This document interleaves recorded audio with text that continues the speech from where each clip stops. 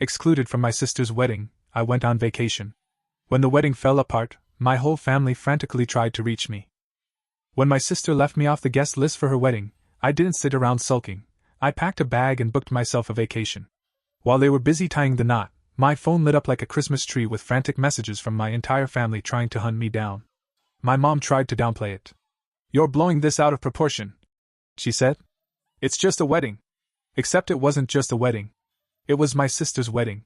And I wasn't invited. Instead of a formal invitation, what I got was a cold message, sent days later after I'd already disappeared off the radar. I remember reading it over and over again, each word digging in a little deeper. "Hey, I just wanted to let you know the guest list is final, and we had to make some tough choices. I hope you understand. Love you." Tough choices? Really? As if I were some distant third cousin twice removed or someone they hadn't spoken to in years. But no, I was her brother. Her actual brother. The same brother who had stood by her through every rough patch, every broken heart, every late-night cry session. I stared at my phone, feeling this slow, cold spread of disbelief across my chest. A part of me almost laughed, like this had to be some kind of mistake. So I called my mom, needing to hear her explain what the hell was going on. She picked up on the second ring, her voice chipper like she hadn't just stabbed me in the back. "Hey, sweetie! What's going on? Let's skip the small talk," I said, trying to keep my voice steady. "I just got a message from Sophie. She says the guest list is closed, and I'm not on it." There was a pause long enough to tell me everything I needed to know. "Oh, honey," my mom said, letting out one of those sighs she uses when she thinks I'm being unreasonable. "It's only a wedding. Don't make it a bigger deal than it is." Only a wedding. That phrase set off a fire in my gut. "Are you serious right now?" I asked, my voice too calm to be safe. "Linda, I'm her brother. How does it make any sense that I wasn't invited to my own sister's wedding?" She made this dismissive little noise, like I was a child throwing a tantrum. "It's not personal, sweetie. They just had to cut down the list." "Cut down the list?" I cut her off. "Linda, I just saw Sophie's Instagram. She invited 150 people. There was silence on the line, then this awkward little laugh. "Well, you know how weddings are. They're expensive. And maybe they just assumed you wouldn't really mind missing it." That hit like a punch to the stomach. "Wouldn't mind?" I repeated. "I've been there for Sophie through everything. I helped her move, twice. When she lost her job, I covered half her rent. I was the one who stayed up with her through that awful breakup. But now, I'm not even worth a seat at her wedding?" "Oh, don't be so dramatic," my mom said with a sigh. "It's just one day. Just one day." I echoed, laughing, but it wasn't the kind that comes from joy. It was sharp and bitter. I could already see how this would go, me arguing, Linda brushing it off, Sophie maybe tossing out a half-hearted apology weeks later, hoping I'd just let it go like I always did. But not this time. Something inside me just cracked. If I didn't matter enough to be included, then I sure as hell wasn't going to show up when it was convenient for them. I ended the call without another word and stared down at my phone. If I wasn't attending the wedding, I'd go somewhere better. Somewhere far away. And the longer I thought about it, the more I realized I wasn't just angry about this one moment. This wasn't new. Sophie had forgotten my birthday more than once. She only ever called when she needed help. And our mom? She always expected me to be the bigger person. Meanwhile, Sophie always got a free pass. But this? This was a whole new kind of disrespect. I wasn't about to sit at home, stewing in bitterness, while they played happy family without me. If they didn't think it was important to include me, then they could manage just fine without me. So I opened my laptop and started browsing flights. If Sophie got to have the happiest day of her life, then I'd have the best week of mine. Within an hour, I'd booked a full package stay at a luxury 5-star resort in the Caribbean. Oceanfront room, spa access, private beach, the works. I used to think a trip like that was too much, too indulgent. But not this time. This trip wasn't just about unwinding. It was about sending a message. When the wedding weekend rolled around, I was already on a plane, sipping champagne in first class with my legs stretched out and a smirk on my face. I snapped a photo, feet up, glass in hand, and captioned it. "Guess I didn't make the guest list, but somehow, I think I'll manage." The response was almost instant. A few cousins replied with laughing emojis. My aunt, bless her, commented, "Good for you. Should have taken me with you." But the best part? My mom's reaction. She blew up my phone with 3 frantic texts. "Linda, where are you? Linda, are you seriously skipping your sister's wedding over this? Linda, you're being so selfish." Selfish? That hadn't even started to cover it. So I sent her a photo of the view from my beach chair: white sand, turquoise water, swaying palms. Then I powered off my phone. No more guilt trips. Not this time.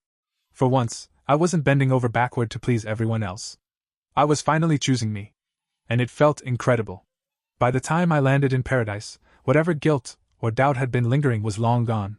The second I stepped outside the airport, a warm breeze wrapped around me, carrying the scent of the sea and sweet tropical flowers. A sleek black SUV was waiting for me, complete with chilled towels and cold bottled water in the back seat. Yeah, this was way better than a wedding.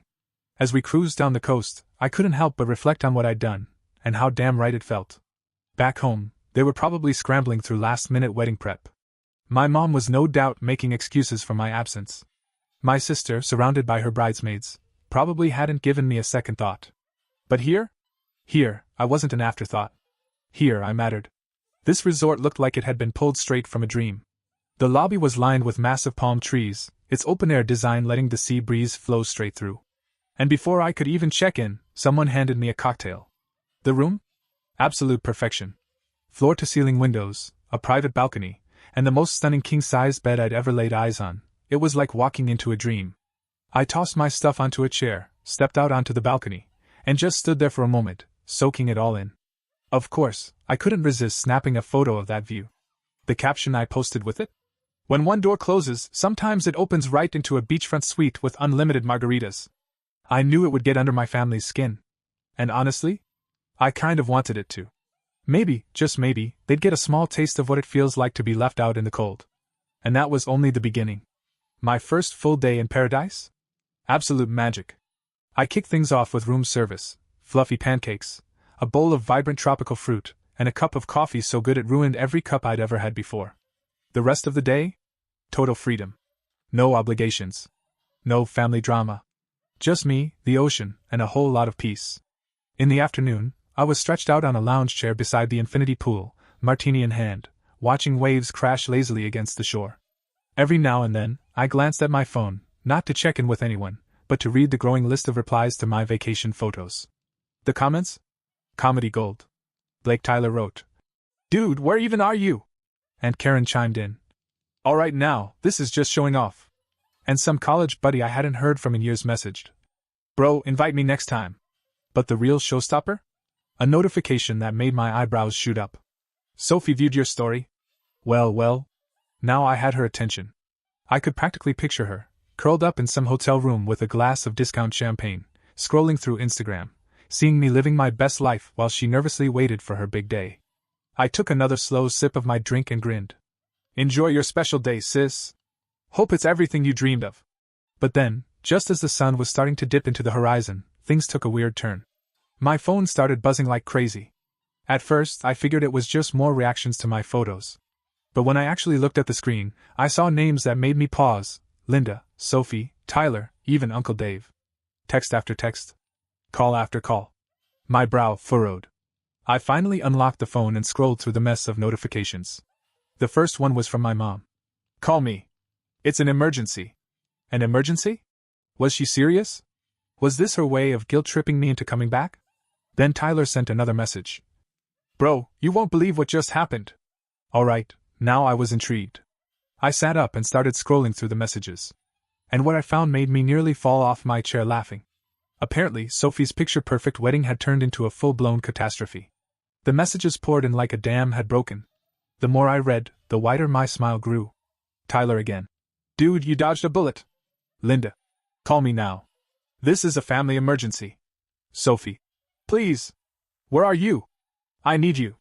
I reclined back into the chair, took another sip, and let myself enjoy every second of it. And then I saw it, the message that really broke me. According to Cousin Chloe, the groom had walked out. I actually choked on my drink. He left? He really left? This was better than any revenge I could have imagined. I had to know more. So I finally texted Tyler back. "What do you mean he left?" Tyler responded fast. "Bro, during the reception, everything blew up. They got into some huge fight and he just walked out. Straight up left the building." And then he added, "Oh, and Uncle Dave and Dad started screaming at each other about who ruined the family's name." Nana Ruth cried. "They cut the bar early. Total disaster." I couldn't stop grinning. My sister had made it clear she didn't need me there.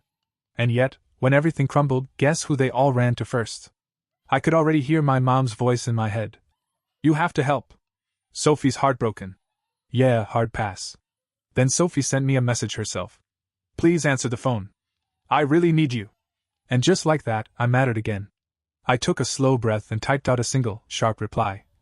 Sophie, sorry, I'm a little busy enjoying my dramatic overreaction. Hope the wedding was fun. Then I blocked her number. Blocked my mom too. Even Tyler, just in case he tried to rope me back in with some guilt trip. Put the phone on silent, waved the waiter over, and ordered another round. While they were scrambling back home trying to make sense of the chaos, I was sitting here, basking in paradise. And you know what? I didn't feel bad. Not one bit. The next morning, I woke to the sound of gentle waves breaking on the shore.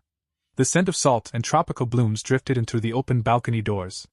I stretched, yawned, and for a moment, felt nothing but peace. No drama. No noise. Just that slow, sleepy contentment. Then I glanced at my phone. Even though most of the family was blocked, I still had over 20 missed calls from unfamiliar numbers. They were trying every trick in the book to get through to me. Against my better judgment, I hit play on the first voicemail. My mom's voice, frantic and sharp. I don't know what you think you're doing, but this isn't the time for your little tantrums. Your sister's crushed. We need you here. This family needs to come together right now. Eye roll. Delete. Next message, Sophie. Her voice cracked as she said, I'm crying. I don't understand why you're doing this. You're my brother. I need you. Please call me. Delete. And then came a gem. Tyler, whispering like he was hiding from someone. Dude, Linda and Aunt Karen are planning to show up at your apartment when you get back. Just a heads up. Also, Nana Ruth won't stop asking why you weren't at the wedding. It's hilarious. That one? Yeah, I saved it. I tossed the phone onto the bed and stepped out onto the balcony. The sun had just started to rise, painting the sky with gold and pink. I breathed in the warm, salty air and let it wash over me. Back home, they were neck-deep in damage control. Me? I was sipping espresso in a bathrobe, feeling proud of the best decision I'd ever made. And now, they finally knew what it felt like, to be dismissed, pushed aside, forgotten. Unwanted. And somehow, that felt fitting. Poetic even. But I wasn't done just yet. I picked my phone back up. I snapped a photo of my breakfast, fluffy pancakes, fresh tropical fruit, and a mimosa so bright it practically glowed. I posted it with a cheeky caption. Starting the day stress-free. Hope everything's peaceful back home. Just for fun, I peeked at my blocked messages. Dozens of missed calls stared back at me like ghosts. I chuckled, waved over the waiter, and ordered another mimosa. I wasn't calling anyone back. They'd created the chaos. They could clean it up. I was on vacation. Around noon, I was stretched out under a shaded cabana, sipping a tropical drink with a little umbrella in it, when my phone vibrated again. This time, it wasn't just noise. It was a message from my cousin Chloe. Okay, I know you're pissed, and you have every right, but you need to hear what happened after the wedding. Call me. You're going to love this. Now, Chloe is one of the few people in my family with a functioning brain, so if she said it was worth hearing, it probably was. Despite my better instincts, I hit call. She picked up immediately, barely containing her excitement. Oh my God, you actually answered. I laughed. Yeah, I'm in a pretty good spot to hear whatever train wreck this is. Got the ocean in front of me and a cold drink in my hand. Perfect, she said, already breathless with laughter. So, after the groom stormed out? Sophie had a full-on meltdown. And I'm not talking a few tears, I mean full-blown screaming, sobbing, throwing flower arrangements at the bridesmaids kind of collapse. I grinned. Sounds like I missed a hell of a party. Oh, it gets better. Chloe continued, clearly enjoying this. People were scrambling to calm her down. And then, get this, Linda overheard Aunt Karen say that the whole disaster could have been avoided, if you had been there. I blinked. Wait, what? She said you're the one who always calms Sophie down. That if you'd been at the wedding, you'd have somehow kept the groom from bailing or handled the whole mess. Like it's your fault now. I burst out laughing. So, let me get this straight, I said, wiping tears from the corners of my eyes.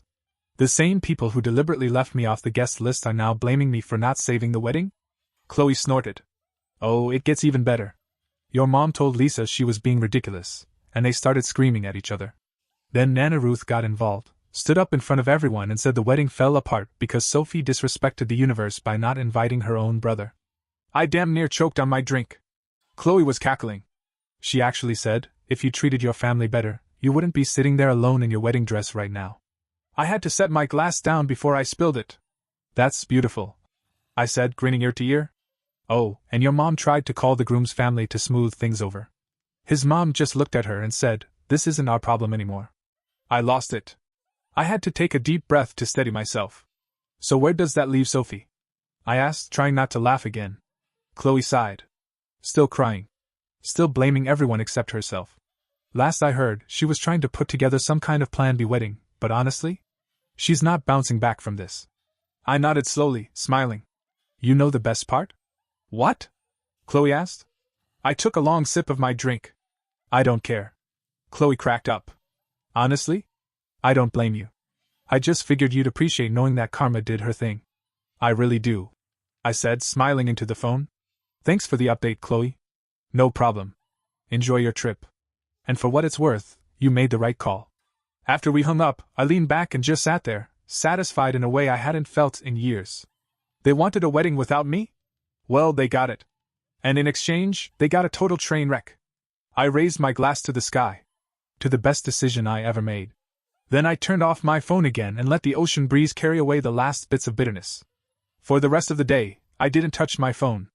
I booked myself a sunset cruise instead, sailing along the coast, soaking in the view while enjoying the kind of 5-star dinner that makes you close your eyes just to savor it.